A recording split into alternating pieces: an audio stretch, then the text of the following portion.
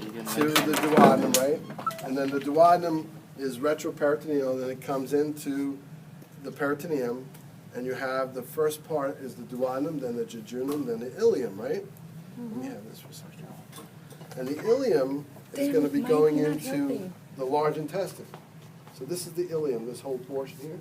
Ileum comes into the large intestine. And there's a portion it goes into is called the cecum, which is a pouch. And then the appendix comes off the pouch at the bottom. See that? And so the cecum is going to collect all this material from the small intestine that's been processed and so on, and then it comes into the pouch and it sits there for a while.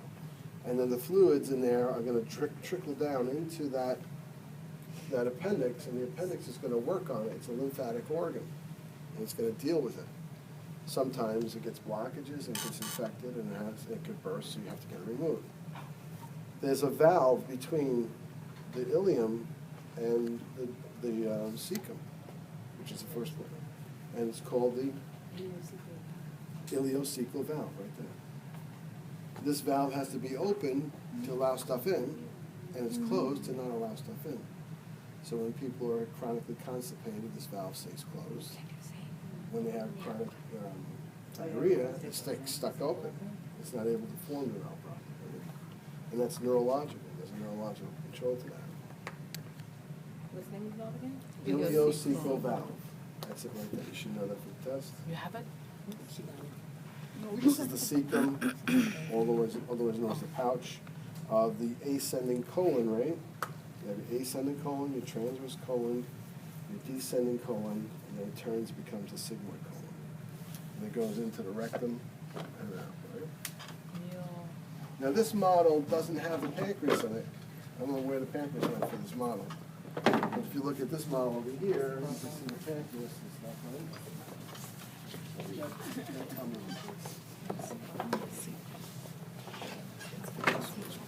it's not from this one.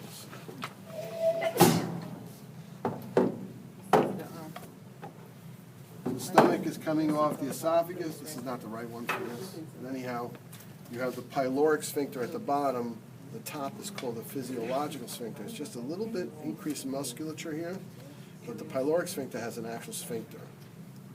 Right? And then you have your rugae in the stomach here. There's your rugae,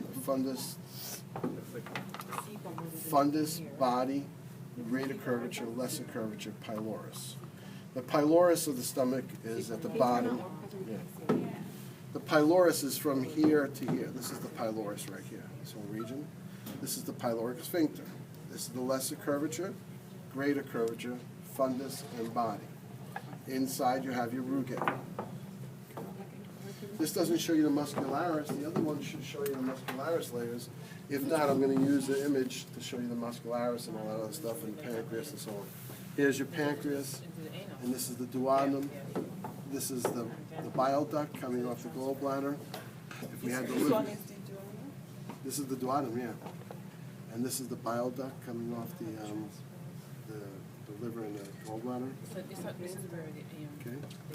Again, you have the same one you just saw before. It doesn't show pancreatic duct? You can't see the duct on here. The duct is inside, going across.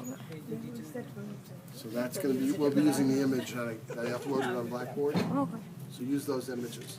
Also, those images, there's a little breakdown of the different enzymes that are released that you'll need for the physio portion. You know, you can look at that, some nice images of that, diagrams of that. That's it?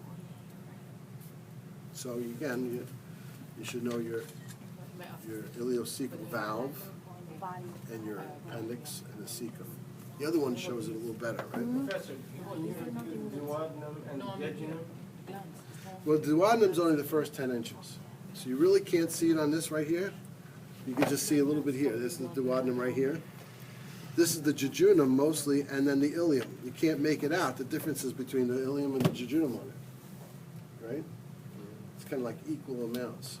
So you can see this is duodenum, and this would be the rest of the small intestine. As you come close to here, where it goes in, on the other model you see it better. Can I have the other one of the intestines over there? Here, here's it.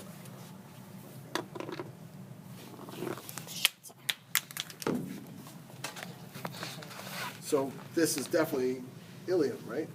Because it's going into the cecum. Jejunum, it's hard to make out what's jejunum, what's ileum here, right? So that we know is ileum, for sure. So this is just, you could just call this small intestine. What about the oral part?